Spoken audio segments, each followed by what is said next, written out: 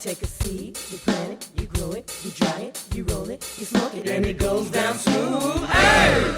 Spanning the continent to bring you the truth about cannabis and marijuana law reform. I smoke pot and I like it a lot.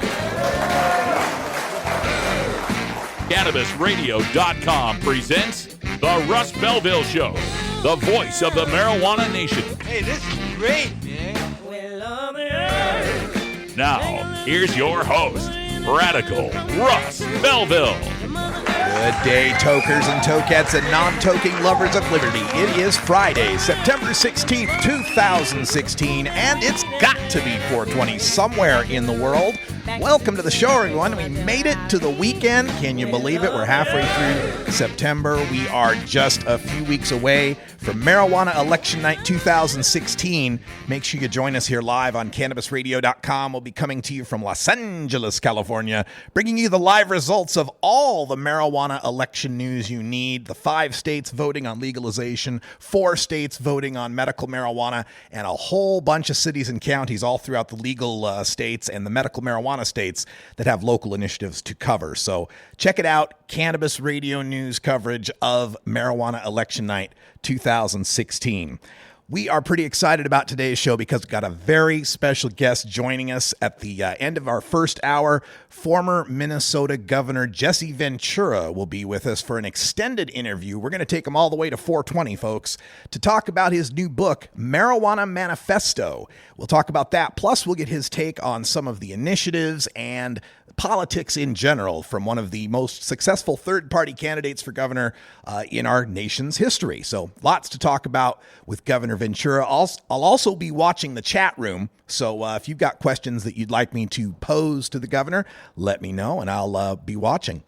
Also coming up on today's show, before we get into the rest of the preview, some breaking news from my friend Tom Angel out there at Marijuana Majority and marijuana.com. The big anti-pot marijuana money is coming in. The anti-initiative money is coming in. Sheldon Adelson, it's just breaking news an hour ago, has donated another $1 million to the campaign against medical marijuana in the state of Florida. So we got another $1 million from Sheldon. We got $1.3 million from that Julie Shower.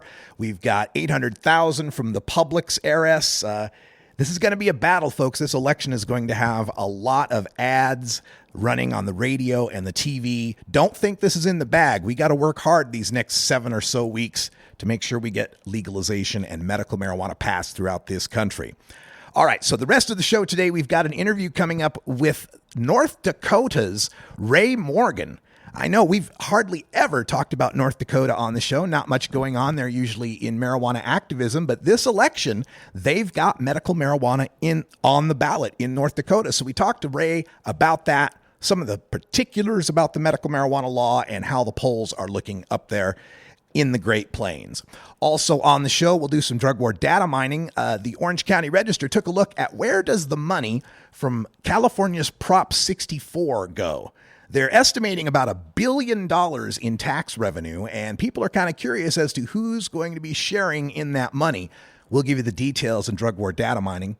Before that, we've got our cannabis focus segment, and we're looking at Arizona's Prop 205, where the one of the CBS affiliates, I think, down there in Arizona is proposing that a particular line in the initiative could doom the chances of cops to be able to catch stoned drivers. Could this affect the chance of passing legalization in Arizona? We'll talk about that in the Cannabis Focus. But first, we've got our Cannabis Radio News. In the headlines today, news from Washington State on marijuana and pesticides, news from Oregon on people's satisfaction with legalization. We've got medical marijuana news from Berlin, Germany. We've got the president of Mexico eyeing California legalization. And country legend Merle Haggard gets his weed on the shelves in Colorado. That's all coming up here on the Russ Belville Show. Then join us an hour or two for Toker Talk Radio. The phone lines will be open to take your calls at 650-LEGAL-MJ. I'm Radical Russ, live from Portland. We're back with the news right after this. This is the Russ Belville Show on CannabisRadio.com.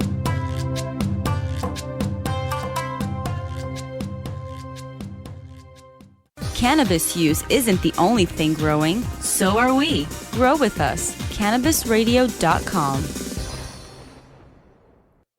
Great websites today need expert web design and development and need to be e-commerce ready and mobile friendly. But building a marketable and profitable website can be an uphill climb. Ready to make your new website or replace your existing website? Think Orange as the new way to get in the black. Orange Hill Development works with Fortune 500 companies and offer the same top quality development service at a fraction of what other providers charge. Brands like Absolute, Carlsberg, and Nestea trust Orange Hill Development. Find out why you should trust your website with Orange Hill. Contact Orange Hill for a consultation today at orangehilldevelopment.com.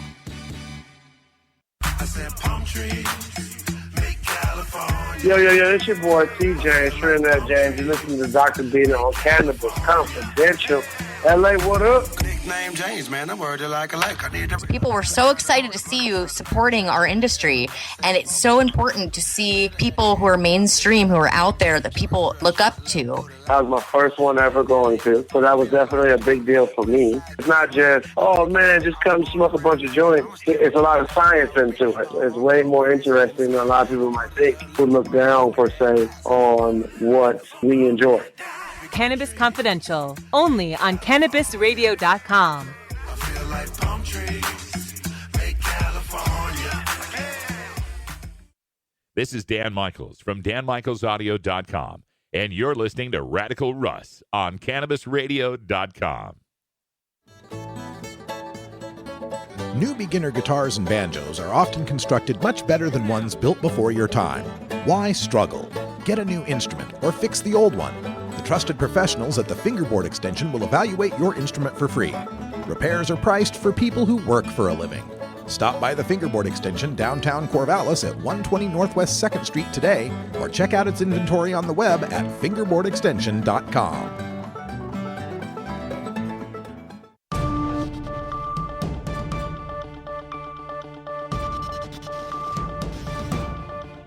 It's time for the Cannabis Radio News, covering the latest headlines in consumer cannabis, medical marijuana, and industrial hemp. Cannabis Radio News is now available exclusively at CannabisRadio.com. Now your marijuana headlines in 4 minutes and 20 seconds. This is Cannabis Radio News. This is your Cannabis Radio News for Friday, September 16th, 2016. Seattle, Washington. The state of Washington announced it will mandate greater testing of commercial marijuana for pesticides. The State Liquor and Cannabis Board on Thursday says it has allocated more than $1 million to hire 2 new full-time employees and to purchase new testing equipment at the Department of Agriculture to handle the demand. Labs in Washington have been testing cannabis for mold, mildew, and other impurities, but not for pesticides unless there are specific complaints of pesticide-tainted marijuana affecting consumers. Washington does maintain a list of approved pesticides for cannabis, which is necessary because the federal ban on cannabis means the U.S. government's Department of Agriculture doesn't maintain pesticide lists for pot like they do for all other legal commercial crops. Portland, Oregon. 2 years into legalization, more Oregonians approve of legalized marijuana than when Measure 91 was passed in 2014. Oregon's legalization initiative passed with the greatest support of any state that is legalized at 56.11% of the vote.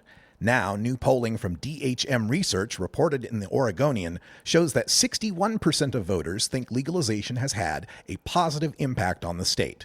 Slight majorities of seniors, 53%, and Republicans, 52%, think marijuana legalization has had a negative impact. While dozens of Oregon cities and counties have opted out of commercial marijuana licensing, the poll found that 60% of voters statewide disagree with local pot business bans. In addition to votes on bans in the upcoming election, voters in over 100 Oregon cities will be deciding on local marijuana taxes, which 69% of the poll respondents favor. Berlin, Germany. Sales of medical cannabis in German pharmacies have nearly doubled in the first 6 months of 2016 compared to 2015, according to the Federal Ministry of Health.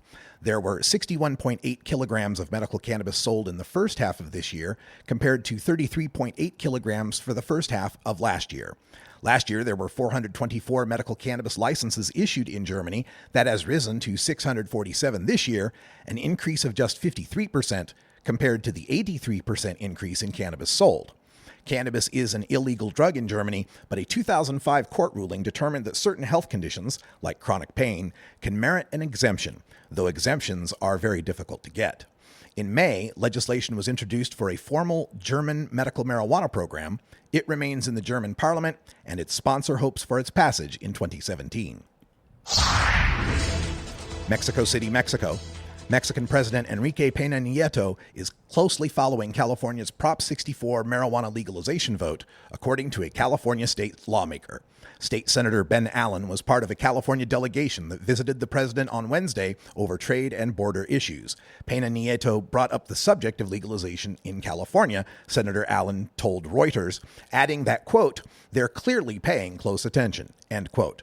Peña Nieto has called for reform of his country's marijuana laws, stating that the U.S. and Mexico shouldn't pursue conflicting strategies on the issue. He has also submitted a bill to allow adults to possess an ounce of marijuana, but it has stalled in the Mexican Congress, where a medical marijuana bill also sits as well. Successful legalization votes in California and neighboring Arizona could place legal marijuana just over 1/3 of Mexico's border with the United States.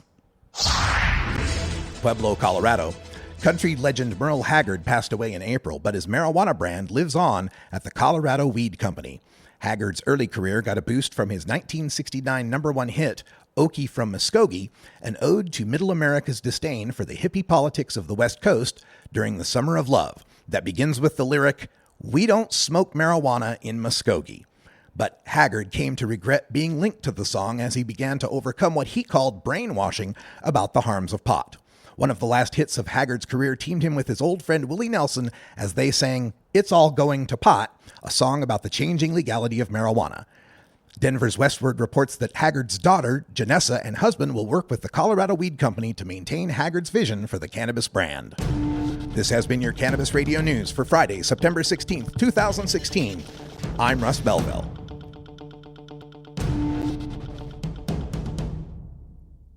We don't limit how much you smoke, and we don't limit where you listen. Cannabis Radio is now on iTunes, Stitcher, and iHeartRadio.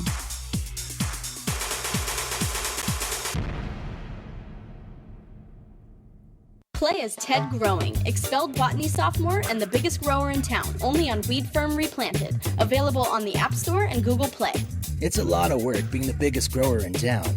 Maintaining a room full of plants while dealing with a slew of eccentric customers? From a hardcore partier to the curious neighbor next door. Is anybody home? Help me expand my bud business by unlocking new strains, customizing my grow room, and completing challenges that you can't get enough of. Grow your empire so big you can see it from space. Low on funds? Don't worry. Weed Firm Replanted is free to download. Download Weed Firm Replanted for free on the App Store and Google Play today. Get growing, Mr. Growing. Hey, this is Willie Nelson for Normal. And I smoke pot and I like it a lot. I learned a long time ago that marijuana is a lot safer than alcohol. There's nothing wrong with the responsible use of marijuana by adults. It's time we stopped arresting and started respecting those who smoke marijuana responsibly.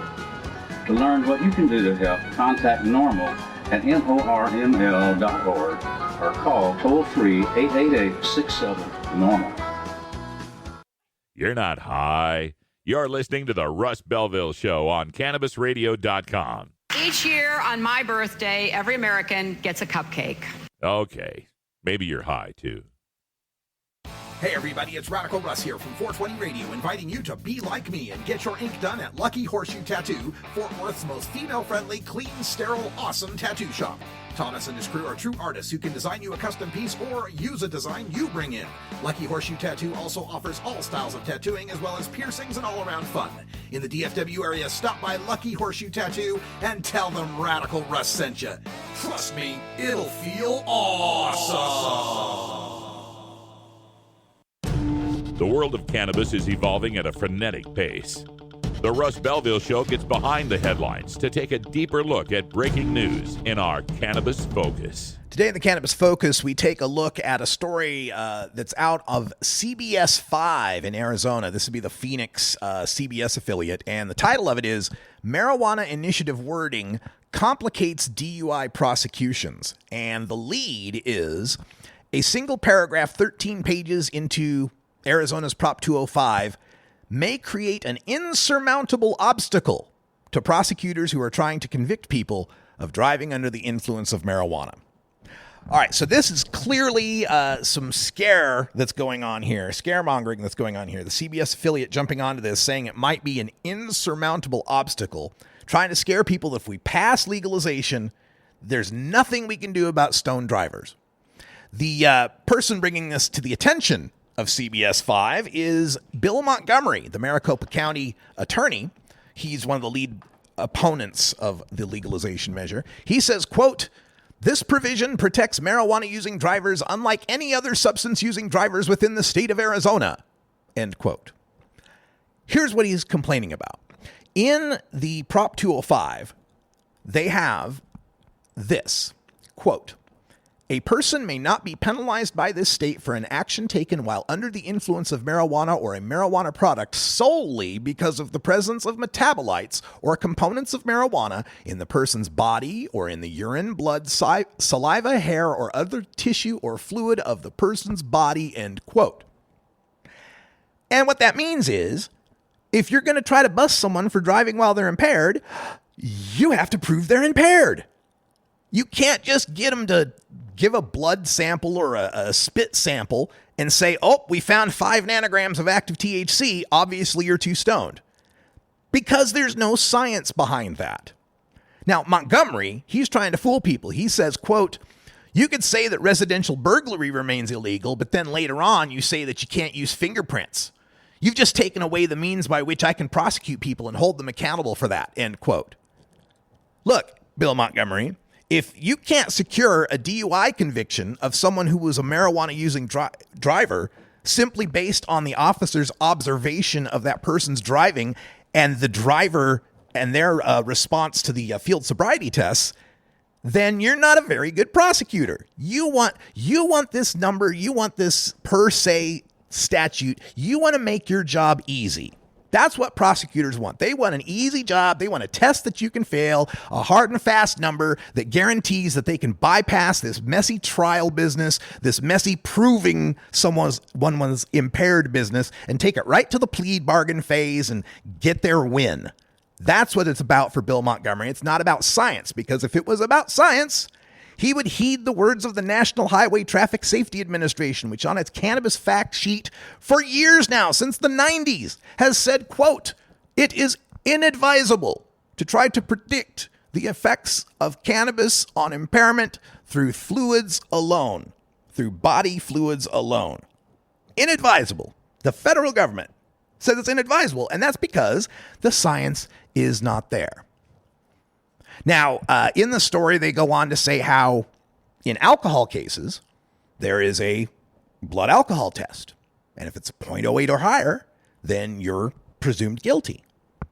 And this is the false analogy that news media and the opponents of legalization want to sink in. And truthfully, it's partially our fault. It's partially our fault because we've been lobbying to treat marijuana like alcohol, and so they want to know where the breathalyzer is. The thing is, marijuana ain't alcohol. THC is not the same as an alcohol molecule. Alcohol has a very dose-dependent and time-related and weight-related ratio that you can calculate, and pretty much everybody falls within this calculation that would guarantee that they're too impaired to drive at a certain level. Cannabis isn't that way. THC doesn't work that way, Bill Montgomery. I smoke every day, all day. You're never going to find me with less than 5 nanograms in my system. That doesn't mean I'm too impaired to drive a car, although I don't own a car. The point being, you are lobbying for something, you are afraid of something here that is merely saying that you have to prove someone was impaired to be able to secure a DUI conviction. And it's not like legalization invents cars and pot-smoking drivers. We've been around for a while, and you've secured convictions against us, even in states where they don't allow this type of evidence to be entered. And the fact that you're saying that there's been an increase in the arrests of DUIs in Colorado and Washington kind of proves my point. Looks like they can catch them, can't they?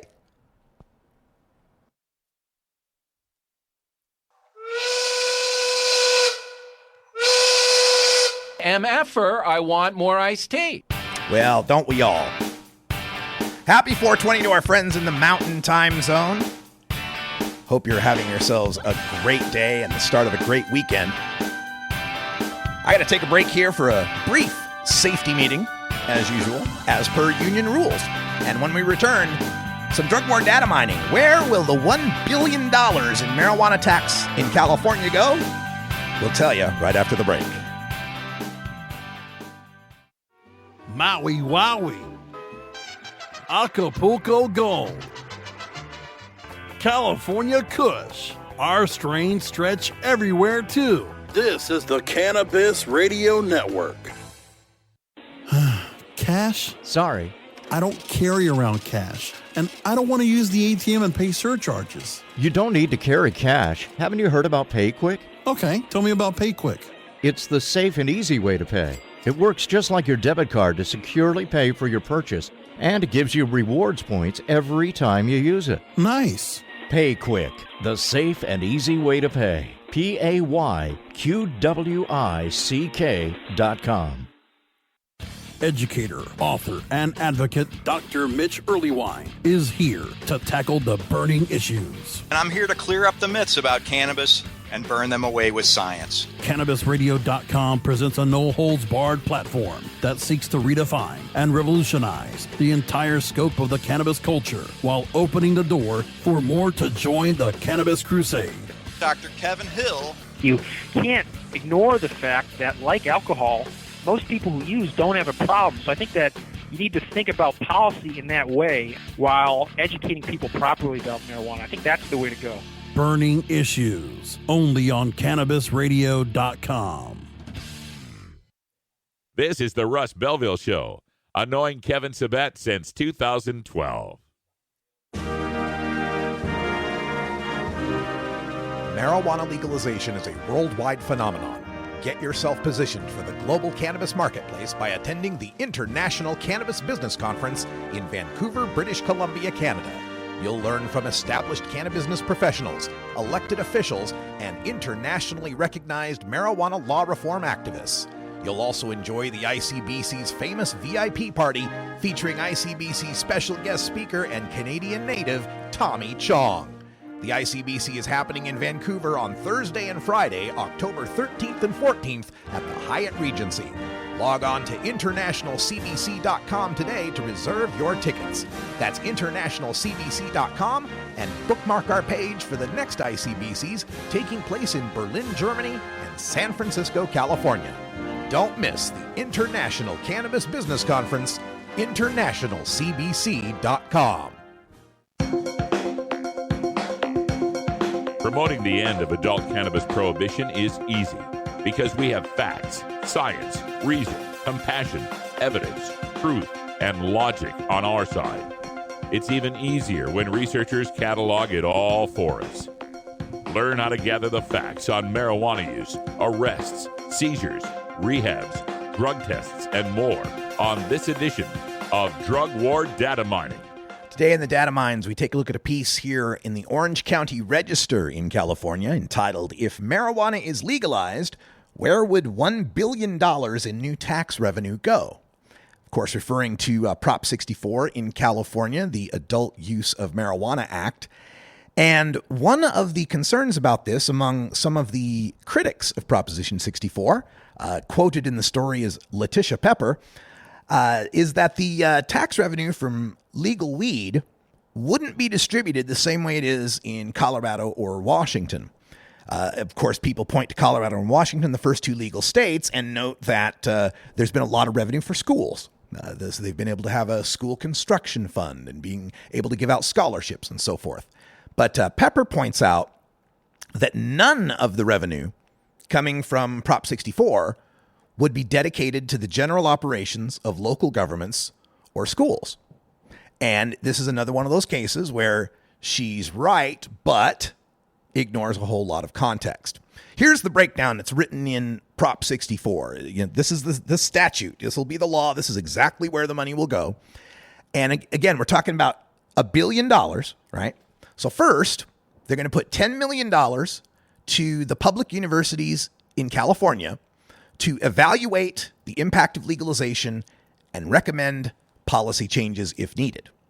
Okay, so $10 million, and this is going to be $10 million a year for 11 years.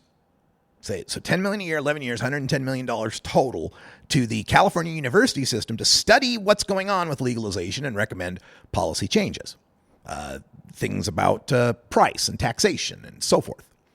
That seems reasonable to me. $10 million out of $1 billion to kind of take a look at what's going on and evaluate it. Sounds good. The next will be, now this is the one that upsets some of the cannabis community, $3 million a year for 5 years to the California Highway Patrol to develop protocols for determining when drivers are impaired by marijuana. And anytime you get one of these initiatives with marijuana tax revenue and money goes to law enforcement, there's a segment of our community that freaks out. Oh, you're giving the money to the cops because they're the enemy. Look, once we're legal, they're not the enemy. So yes, let's have some law enforcement. And giving them this money to have to come up with a scientifically backed sort of standard for cannabis impairment on the roads just means they're going to be spinning their wheels for 5 years, because you and I both know there is no scientific standard for a saliva test or blood test or any of that that's going to work. So yeah, go ahead and study the hell out of it and come back and say there is no scientific standard. And then we've got the California Highway Patrol saying it, and we can use that in other states. Now, there's another $10 million that's going to increase slowly to $50 million a year for grants to local health departments and nonprofits that support addiction treatment, job placement, mental health treatment, and other services for hard-hit communities like Compton and Oakland that were devastated by prohibition. That sounds good to me. And getting some tax revenue toward mental health treatment, toward addiction treatment, sounds good to me.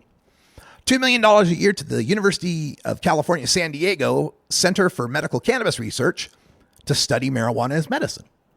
All right, that's good too. So $25 million in the first year that we're looking at out of $1 billion. Now, after that, the remaining revenue. Now, they got to pay for the program itself. Like, the program has to be self-funded, so there'll be some administrative costs. Again, millions, but not a whole lot. As far as the rest of the money, 60% of the rest of the money goes to prevent young people from abusing substances by offering grants to schools and county health programs, funding treatment programs, and helping at-risk youth. They're expecting this to be about $450 million. 20% to help the state environmental agencies restore waterways affected by cannabis cultivation and protect public lands.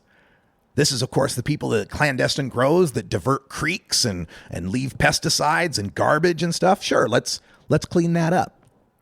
And then 20% to the California Highway Patrol to train officers for detecting DUIs and offer grants to local law enforcement, fire protection, and other programs where there's cannabis cultivation. Now, that's what's set once we pass Prop 64 this year. But starting in 2028, they could funnel revenue to other programs. Schools, perhaps, if they wanted to. But this fear being generated about, oh, they're lying to you because Prop 64 doesn't give any money to schools, makes it sound as if they're not giving any money to anything good, when in fact they are. They're cleaning up the environment. They're helping people with serious drug addictions. They're helping kids stay off drugs. They're helping make sure that the cops are forced to use a scientific standard when they're dealing with DUIs out there, rather than just, deciding some sort of per se 5 nanogram limit that has no bearing in science. So this is good, this tax revenue that's being distributed through Prop 64. And we always have to remind people, because they try to kind of diminish it. They'll say, oh, it's only $1 billion in tax revenue, and California has a X billion-dollar budget. It's only a drop in the bucket. It's only a drop in the bucket, this marijuana tax revenue. Well, it's going to be about the same tax revenue they bring in from tobacco in California. And it's one drop in the bucket that wasn't there under Prohibition. And under Prohibition, the bucket was leaking all that money that we had to spend on the people involved in the cultivation and selling of marijuana for commercial purposes. Not a very convincing argument, Ms. Pepper. The tax revenue is there. It's in black and white in the initiative as far as where it's going. There's no controversy here. Everybody else seems to get that. All right, we're going to take a break, and when we come back, we've got Ray Morgan from North Dakota on the line to talk about their medical marijuana initiative on the ballot. And right after that, we're live with Governor Jesse Ventura. Stay tuned.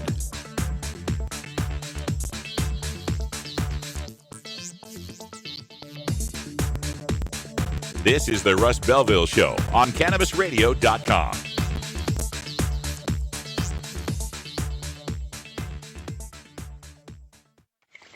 How high do you like your profit margin?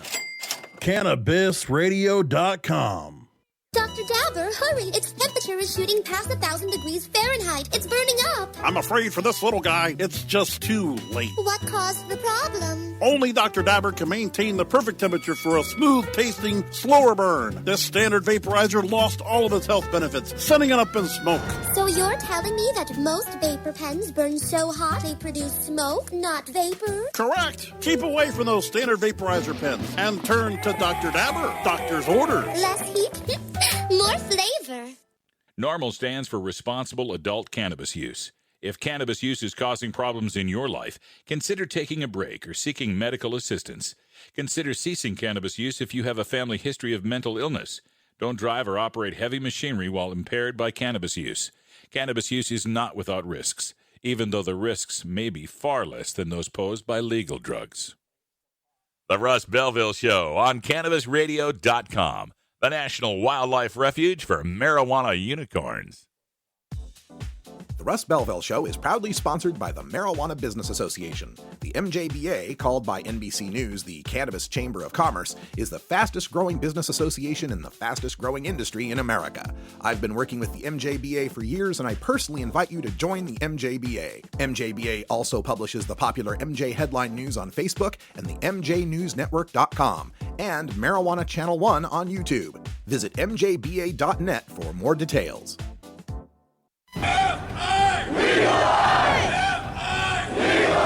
You're listening to Cannabis Radio News' exclusive coverage of Vote 2016, The Path to Cannabis Freedom, only on CannabisRadio.com. All right, welcome back, everyone. As we continue our look at the 2016 election, we have 9 different states that we have to cover this November. And one of them that came as a total surprise to me is the great state of North Dakota. We don't often hear much when it comes to marijuana activism coming out of the Great Plains states, but it's really good to have them on the ballot this year. Joining me here to talk about this is Ray Morgan, and he wants to talk about this North Dakota Compassionate Care Act of 2016. Ray, welcome to the show. Good afternoon or good morning, Russ, and it's a pleasure to be with you today. Yes, thank you for joining us, and we're excited about the possibility of medical marijuana in North Dakota. Tell us a little bit about the specifics of this Compassionate Care Act. Things like, will there be home grow cultivation? What conditions are qualifying, and so forth? Okay. Yeah, we have about 10 different conditions that we have that we'll be able to use medical cannabis for. Basically, cancer, Crohn's disease, chronic pain, Alzheimer's, AIDS. A few others. There is a provision. These will all be made available should the bill pass through dispensaries in the state. However, there is a provision that does allow people that live outside of a 40-mile radius of where a dispensary is located to technically grow their own. And they has to be into a locked, enclosed facility. Mm-hmm. They don't have to do this. They can have a surrogate grower do this for them, and the surrogate growers can grow for up to 5 people.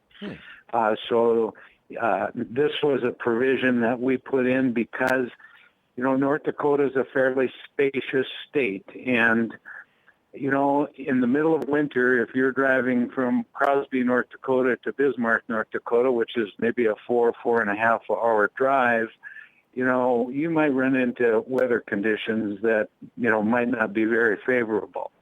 The other thing, too, is that in some cases, we're going to have people who, may not be the wealthiest people in the world, because obviously medical insurance is not going to take care of this.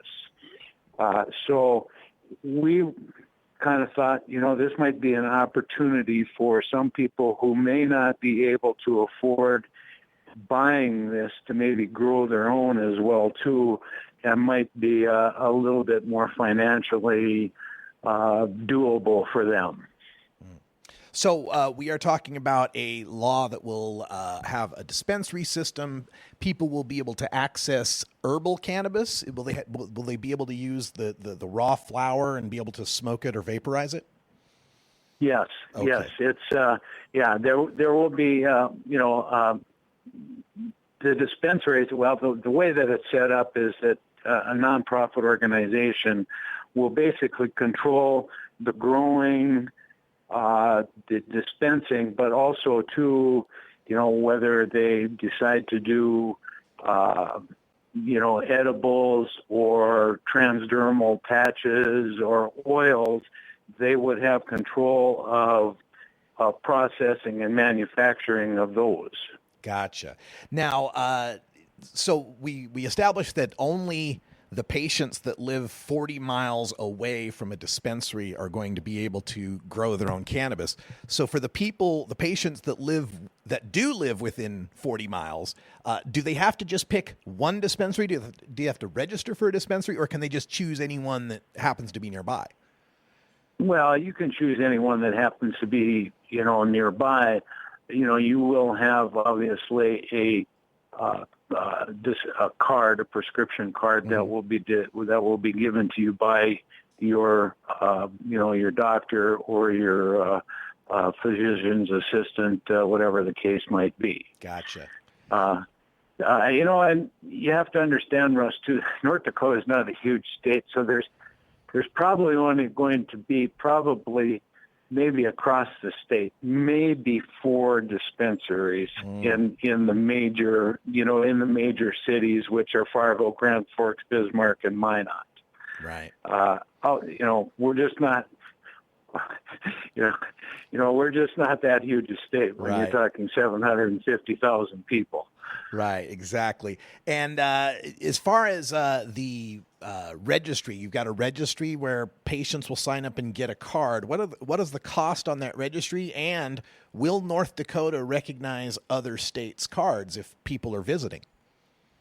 The cost of the cards is $20 per year, which we felt was pretty reasonable. We are not going to recognize people. We're not going to make this reciprocal with other states, unfortunately. But we thought it would be it's relatively inexpensive to get a card. It's just that we have to persuade doctors now that medical marijuana is something that should be looked at. Gotcha. For their patients. Now, this vote for the North Dakota Compassionate Care Act of 2016, it's happening here in November. And, I'm calling you from the state of Oregon, where we've, been involved in the marijuana issue for decades. And I imagine it's got to be a lot different in North Dakota trying to campaign for this issue. Has it been difficult for you? Has it been difficult to get across to North Dakotans that this is about medicine and not just, trying to get people high? Yes, it is. It's, we're a conservative state. I mean, there's no ifs, ands, or buts about that. The Midwest, as people well know across the country, that, we're fairly conservative here. I do think, though, that, I think the tide is slowly turning. We have had with our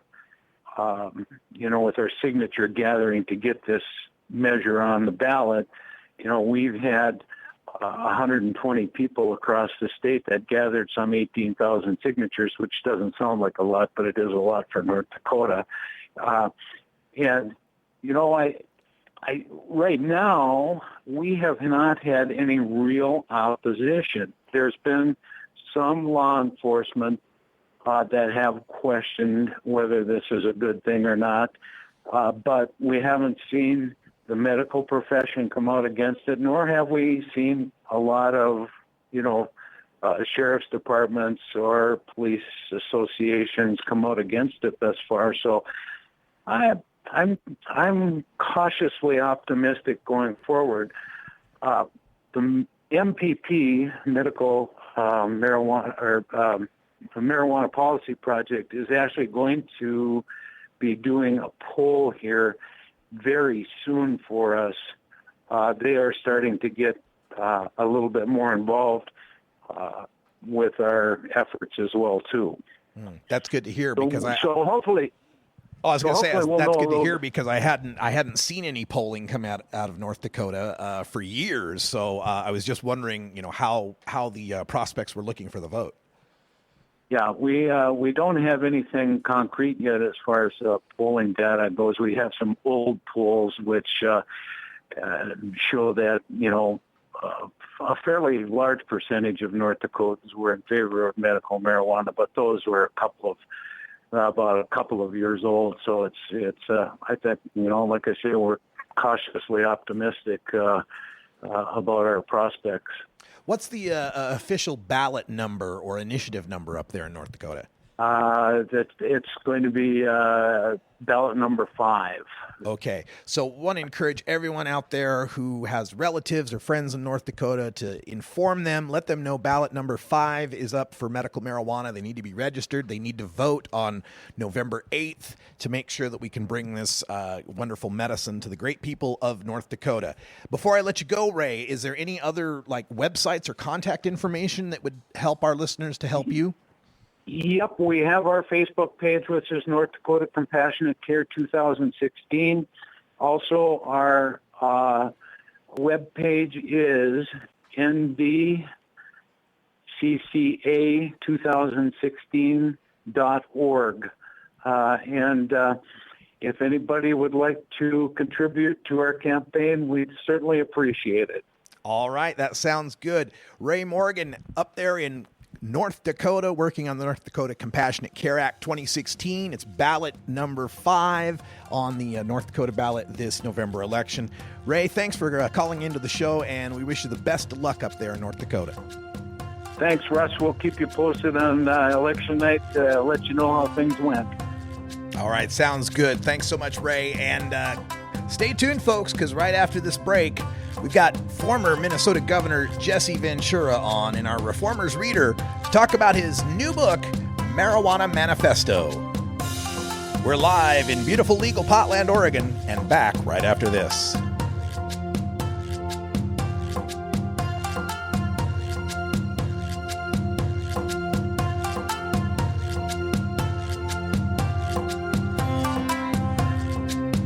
This is the Russ Belville Show on CannabisRadio.com.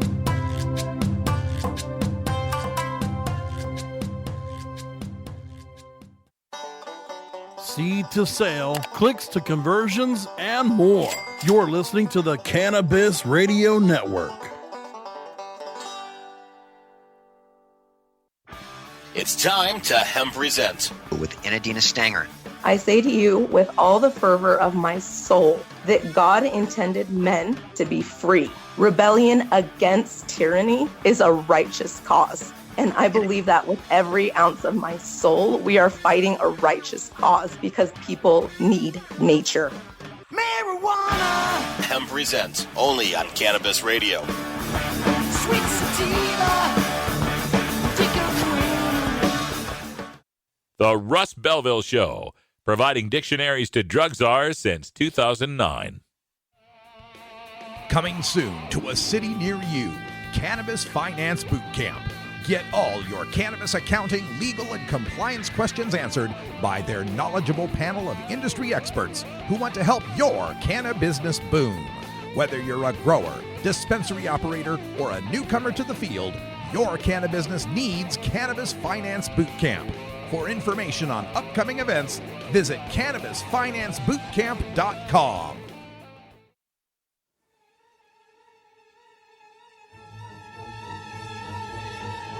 The best weapon you can have in the Prohibition War is your mind. Fill your head with the knowledge you need by checking out this latest entry in the Russ Belville Show's Reformer's Reader. All right, welcome back, everyone. It's 45 after the hour, and joining us in our Reformer's Reader is a great guest to the show. We've got the former governor of Minnesota, Jesse Ventura. Jesse, welcome to the show. Nice to be here. Your new book is Marijuana Manifesto. It's your 10th book, and I think the first question on my mind is, what inspired you to want to write about marijuana? It's not the first thing people think of when they think of Jesse Ventura.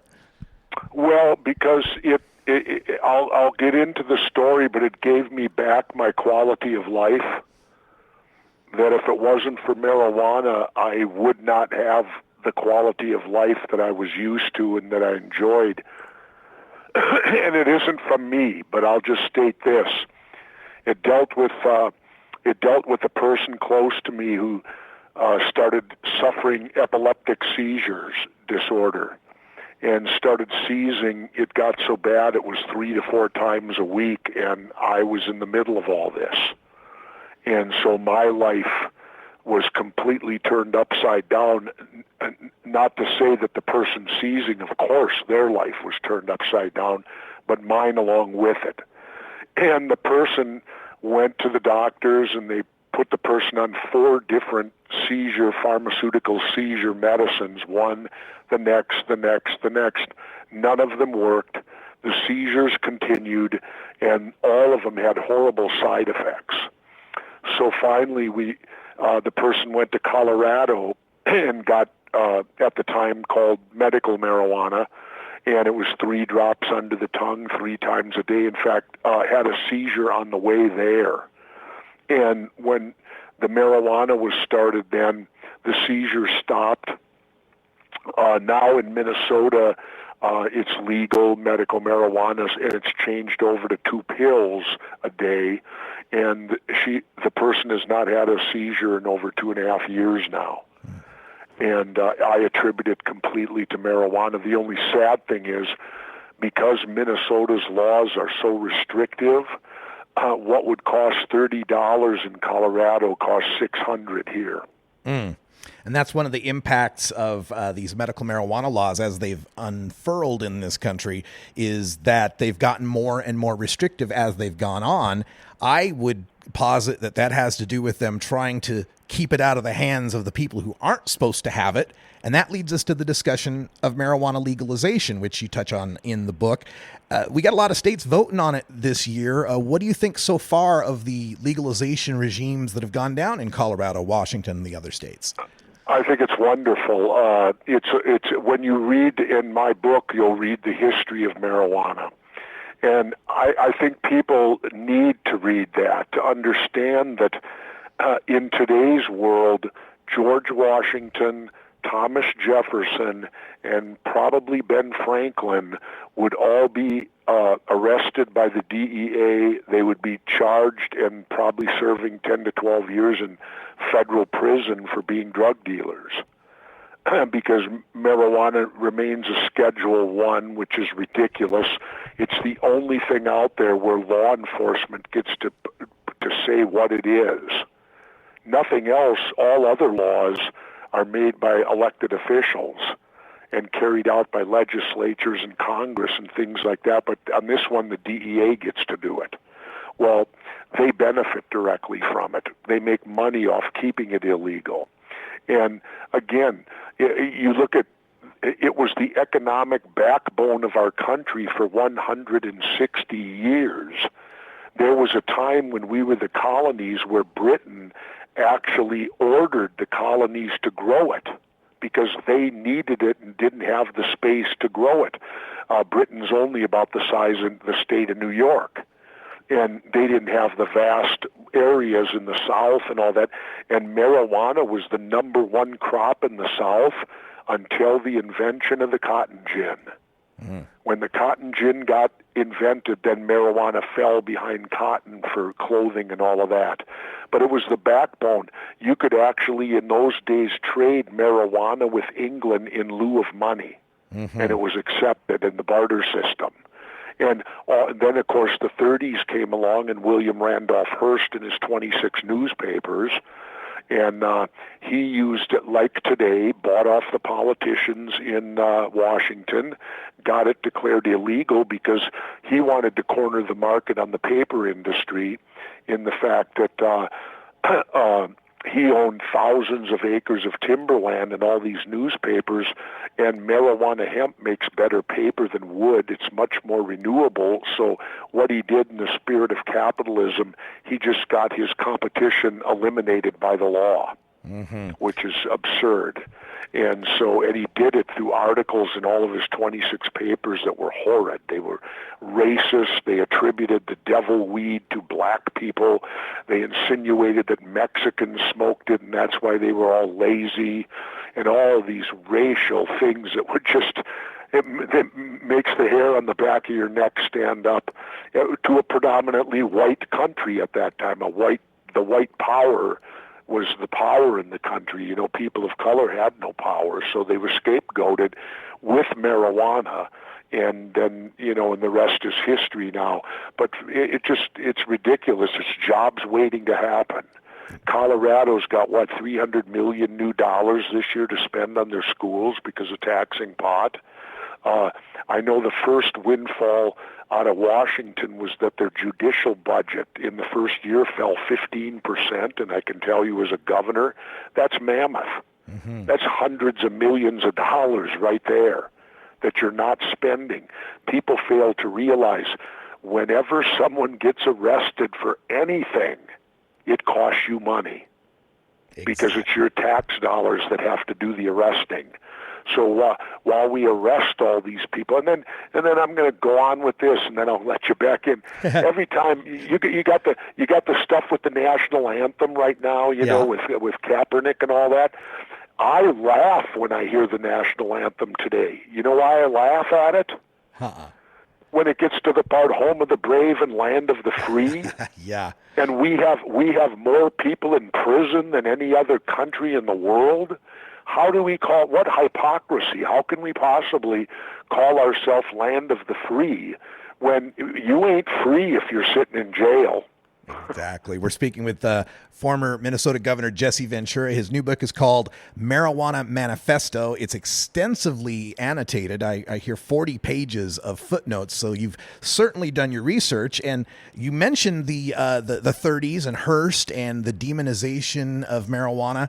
And there are some in our movement, and in fact, there's a book out called Cannabis Manifesto. There are some in our movement that bristle at the word marijuana. Why did you choose that as the title of your book? And do you share any of that concern about using the word marijuana versus cannabis? Well, cannabis, that's kind of like, you know, that's like being an atheist or a non-believer. You know, you go through that if you're one of those, you know, because atheist sounds so harsh and non-believer sounds much more acceptable. But the point of the matter is, why not use marijuana? That's what it was called when I was growing up. You know, that's what I grew up with. I'm a product of the 60s. I was in my teen years in the 60s, graduated high school 1969, and back then it wasn't referred to as cannabis. So if I make the mistake, and we should call it cannabis, I guess, we call it marijuana. I call it marijuana because that's what it was called back in the days when I went and saw Jimi Hendrix, like July 25th, 1970.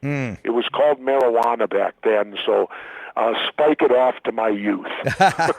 You're making me jealous with the Hendrix concert there. I'm a little younger than you are, and dang it, I'd only been 2 years old, but I still would have wanted to go.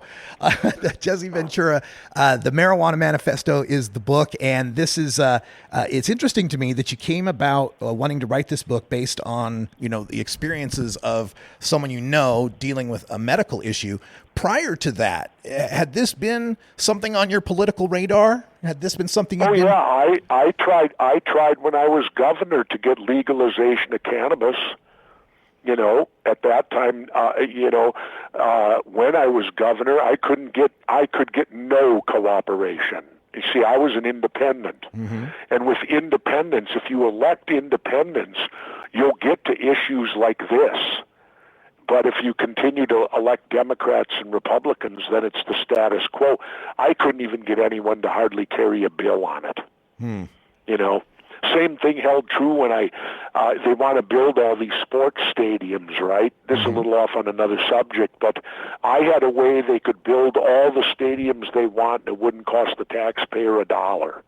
And that is legalized sports betting. Yeah. It's a $3 billion a year industry in Minnesota. $3 billion. Now, if we take what a bookie gets, 10%, that's $300 million new dollars a year. I mean, you could build this new Viking stadium in 4 years and have it all paid for just on the gambling that's illegal. See, that's the big problem here. When you make things illegal, they still go on. You just get no benefits from them because they're run by criminals and there's no tax revenue made on them. In fact, you pay. Since Nixon declared the war on drugs, we've paid like $1 trillion. Have we been successful? Absolutely not. You know, it's an unwinnable war. As I said when I was governor, people are going to do in freedom. You have to accept the yin and the yang of it. You want freedom, but also part of that freedom is the freedom to be stupid. and man is going to do things that are stupid. And like I told my staff when I was governor, I said, you can't legislate against stupidity. People will do stupid things, and you can't make every stupid thing against the law. And that's what we try to do with people, because in what's supposed to be a free country, if you take drugs, quote, or ingest anything in your body, in a free country, how can you commit a crime against yourself? Yeah, that's a good question. So does this, your stand then on legalizing marijuana, is that extend to other drugs, prostitution, gambling? For me, the big picture, absolutely. Now, when you say, see, because it all comes down to addiction. Addiction's a disease. And I'll give you a good a good comparison here. Let's think of a situation like this. Imagine if all the Starbucks and all the coffee disappeared tomorrow morning and people couldn't get their caffeine addiction. What do you think would happen tomorrow? I think you'd have anarchy. I think you'd have chaos in the streets. Yeah, indeed. And anybody that had any, boy, they better have a conceal and carry, because someone's going to steal it from them. Good point. Now, you brought up sports and politics, a couple of things I wanted to get to. Before we leave the marijuana issue, though, as legalization is unfolded in Colorado, we've got these industries now that are being built around it. And we've also got celebrities that are jumping in, some that we would expect, like Willie Nelson or Snoop Dogg. Others who kind of caught people by surprise, like the former governor of New Mexico, Gary Johnson, was the CEO of one of these companies. What do you think about the industry side of this? And would you ever consider putting your name on some sort of cannabis brand? Absolutely. I've put word out and no one seems to want it, so I thought I'd write a book. and so seriously, I think it's wonderful. It's a whole economic boom to our economy waiting to happen. I mean, how many people out there work in the alcohol industry? How many people out there work in the tobacco industry? Now, those are two legal drugs, when improperly used or properly used, can kill you. Marijuana's never killed anybody, or cannabis. You know, and you can't overdose with cannabis. You can drink and binge drinking. Look, it's a problem at college. These kids, binge drink and they die. Well, that can't happen with cannabis. You can't smoke enough in one night to die from it. It's never happened. If it does happen, it'll be the first time. And so when you look at it from a safety standpoint, and then you get the argument from people, well, the cannabis today is way more powerful than the cannabis in the 60s. That might be, but just the same as alcohol. You have different strains of marijuana, just as you have maybe a liqueur that's only 18%, or you can go out and drink 151 rum. You know, one of them's going to knock you into tomorrow, and the other one you probably handle all night long. Mm-hmm. Well, the same can be said, and on the side of if you're an inhaler, say you're a smoker of the cannabis, well, if it's more potent, you may have to only take one puff, and you're good for how long? Where in the old days in the 60s, you might have to take a dozen puffs or smoke the whole cannabis cigarette. Well, that means you're inhaling more smoke in your lungs, aren't you? Mm-hmm. So the less smoke, the better. And if it's more potent, that's not necessarily a negative thing. Yeah, exactly. Because you can't overdose it. Right. Governor Ventura, I got to tell you, checking out our live chat room here at CannabisRadio.com, we've got a grower out there in Central Oregon who says it was an area settled by Minnesota loggers, and he welcomes you out there if you want to start your brand. Another one of our chatters says, another one of our chatters. Tell him I appreciate it, but I don't think I've had a varied multiple careers. But Farmer hasn't appeared yet, and I don't know, I'm 65 now. I don't think I got a green thumb. Another one of our chatters has come up with the name for the Jesse Ventura marijuana cigarettes. He calls them Ventura Highway. How's that? Not bad. Not bad. You know, like I said, I would be open to it, because for me, I like to do a lot of firsts, and I just signed with RT America, that's Russian television, mm-hmm. And my agent is William Morris Endeavor, one of the largest agencies in the world out of L.A., and they told me that I was the first person the first client where they ever negotiated with Russia. Oh, wow. For my services. Interesting. Which is what they do. Yeah. And so that's a first there, so I put a feather in my cap on that. So if somebody out there would offer me an advertising deal for cannabis, I'd jump at it, because I'd like to be the first elected official to officially put my name on something that should be legal. To me, this is bigger than cannabis too.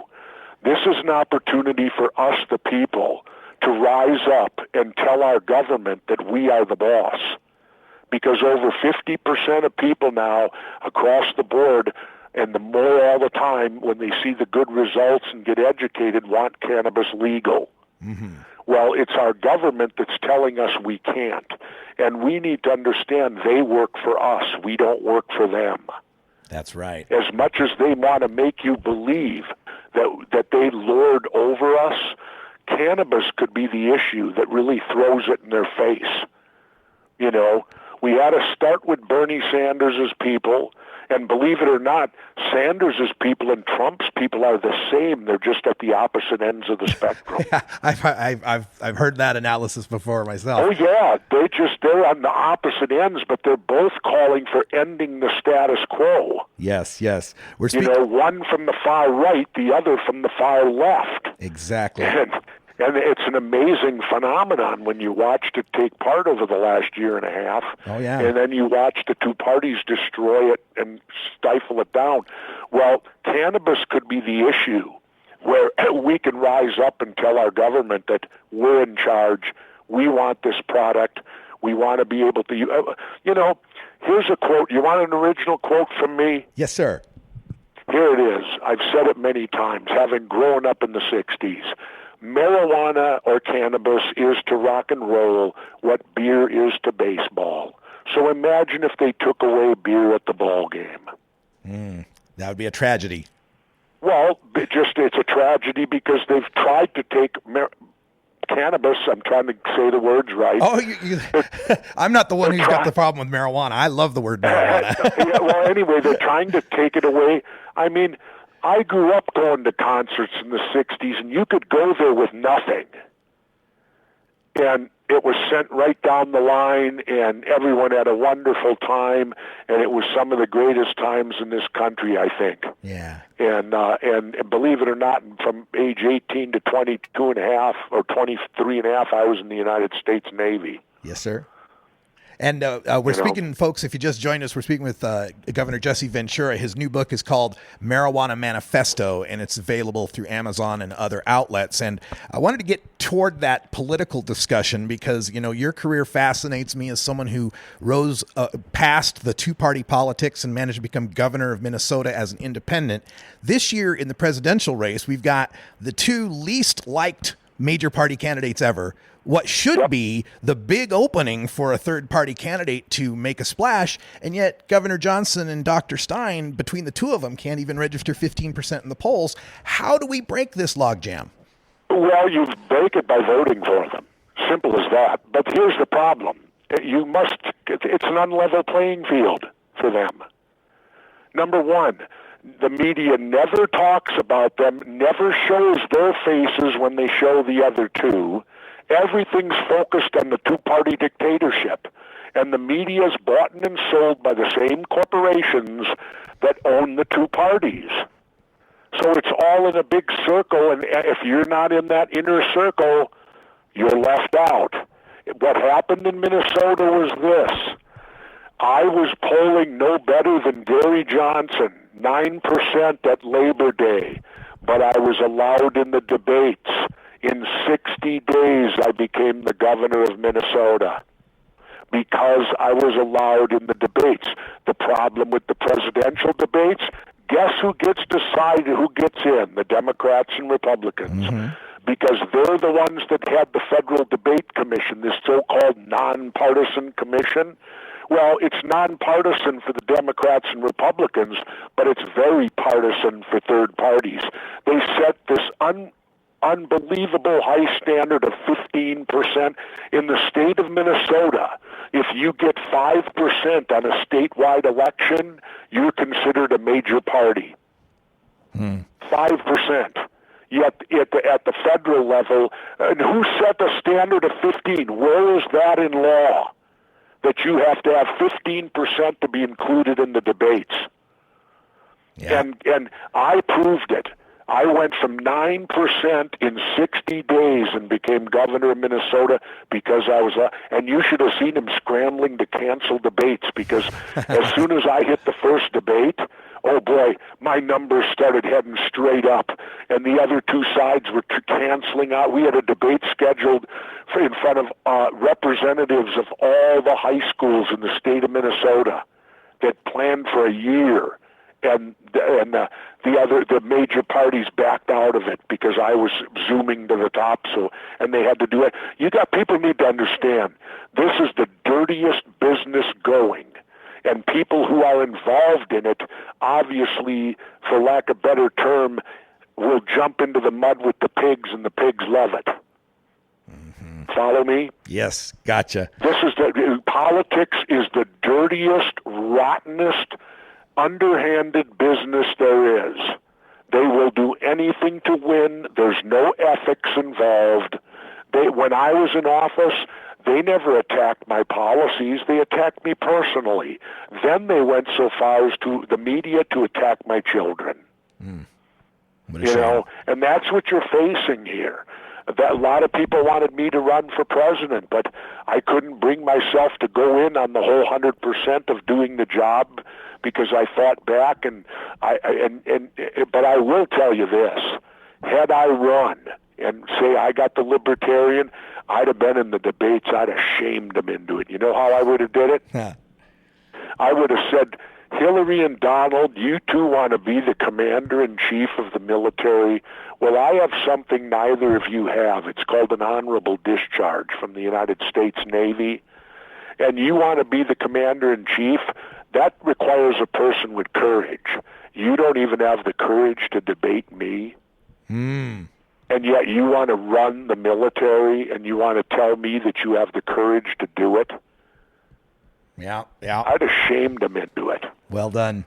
Jesse Ventura, the book is Marijuana Manifesto. And so looking at the fact that we've got this set up system where we're going to be force fed these two candidates. Oh, it's rigged. It's rigged from anyone outside the two parties. It's completely rigged against you. Yeah. Do you see though? Is there any lick of difference to which one of those people might become president as far as politics or even marijuana goes? Maybe. Well, Hillary gives you the typical chicken politician answer. She says that, there has to be more studies on cannabis. No, there doesn't. That university over in Israel and the doctor, I might add, funded by the United States, he knows it all. And he's already unequivocally said it could help out the head traumas in the National Football League. They've already said that marijuana cannabis can help post-traumatic stress for all the young men, women we're sending off to these vile wars that we can't get out of worldwide. It has so many medical uses that really whoever banned it, I think, should go to jail because they've denied humanity. And for all the religious people out there, isn't part of your religion that God put everything here? Well, what right do we as man have then to destroy a creation of God? Because God made marijuana. First page of the book. So, Governor Ventura, I'm wondering, I'm sorry. It looks like we've just disconnected, unfortunately, with the governor. My apologies.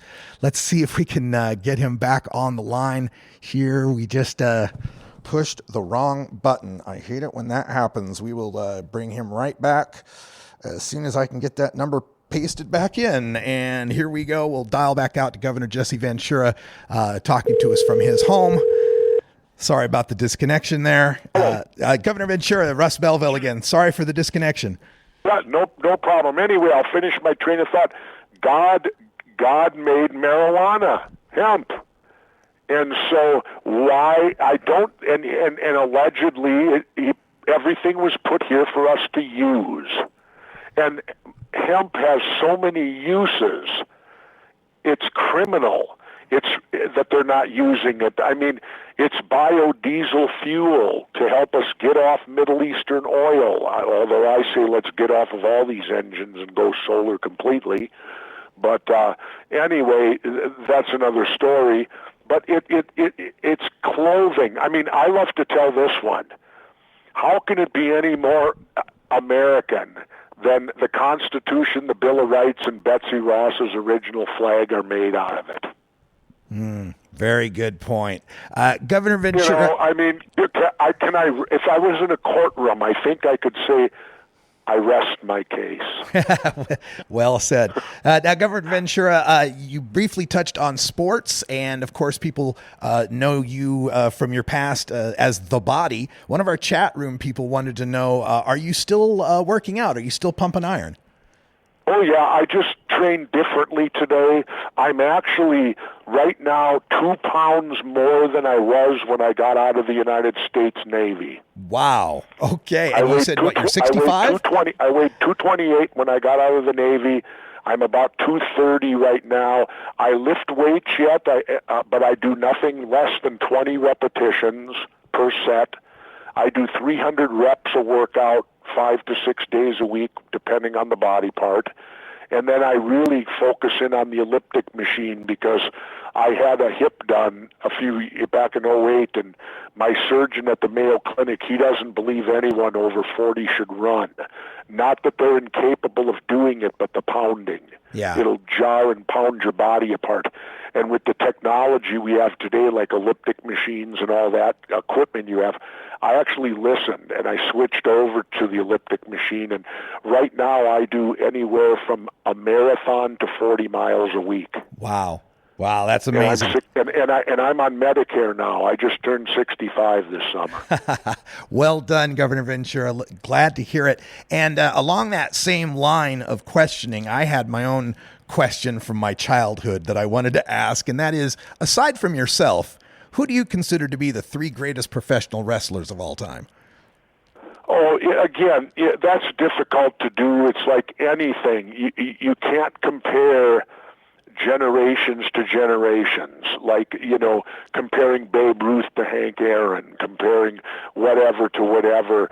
It's just like in this year's Olympics, what's his name, Belville, the big gymnastics coach, they asked to compare this young girl from the U.S. to Nadia Comaneci, his first great student that he took to the gold medal.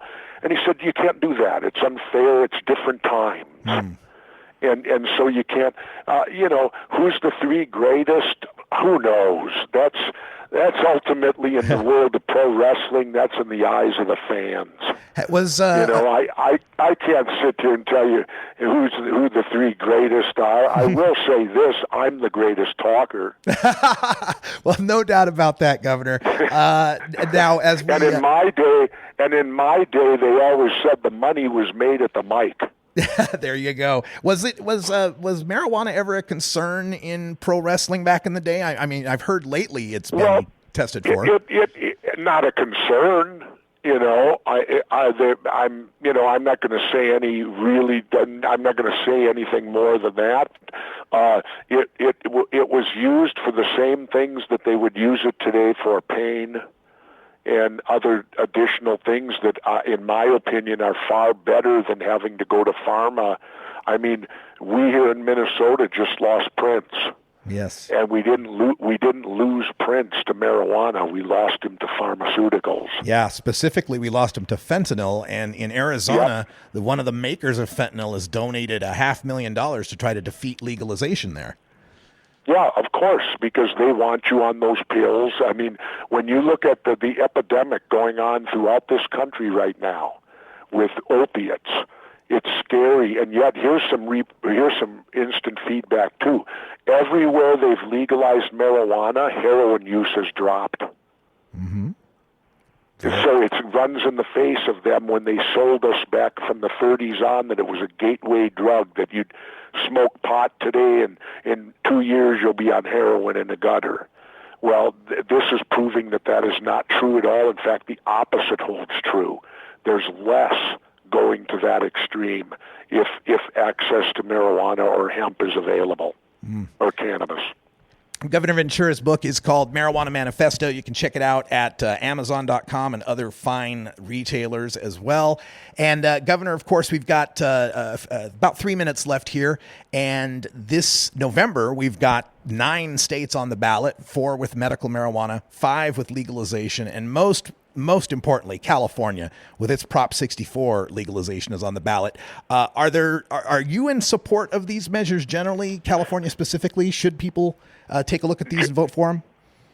I haven't read it completely, but be wary.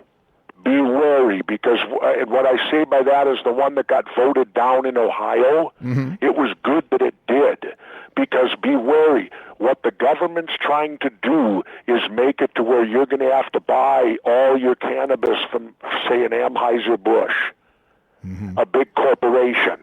And they're writing these laws that allow the corporations to take over the business. And I think that's the big thing the cannabis people don't want to have happen. They want poor people to have access to it. We want the freedom. Even today, I'll finish with this. It's still not legal in Colorado, not completely. You want to know why? Yeah.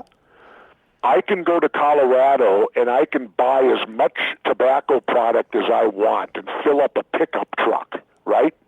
No one would say a word to me. I could go to a liquor store in Colorado and I could empty out as much liquor as my credit card would hold, and it would all be legal and no one would say a word.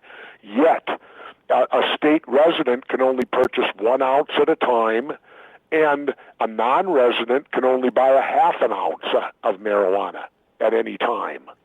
Now, so that means it's still not completely legal. And the other thing about Colorado that's strange, you have to have a prescription to get medical, but you don't to get recreational. Yeah. It's still that don't make no sense to me at all. Yeah, we still have a long way to go before we truly achieve cannabis liberation. These little baby steps and are frustrating. We have to keep the heat on, the feet to the fire, because they're going to do everything they can to reverse all this any time that they possibly can, and they got huge money backing them.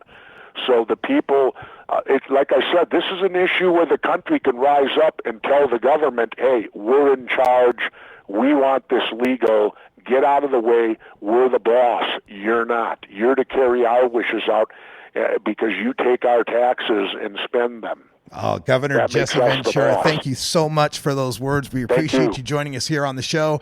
And this sound means... You can't handle the truth. What a perfect segue. Governor Ventura, thank you so much for joining us here for this extended interview. Bye-bye. Bye-bye, and appreciate that. Looking forward to getting a copy of that book, Marijuana Manifesto. Check it out online. We'll be back after this safety briefing, taking your calls at 650-LEGAL-MJ, 650-LEGAL-MJ when we return.